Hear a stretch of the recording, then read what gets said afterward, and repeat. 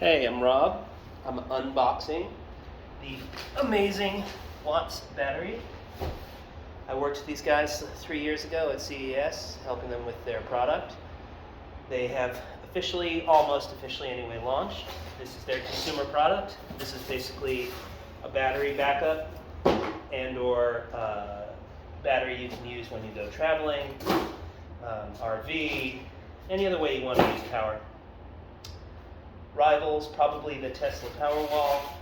I believe the price point on this is going to be much lower than the Tesla Powerwall, but I will let Yuri Vlasov, the lovely gentleman who runs Watts Battery, tell me if that is true or not.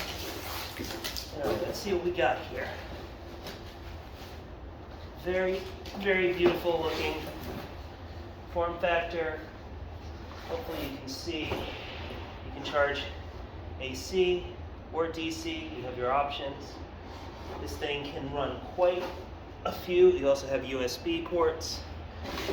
Basically every different kind of power imaginable. There's 4 USB. There's an international charging station. It'll also work for the US. You have the AC charge, one giant on-off switch.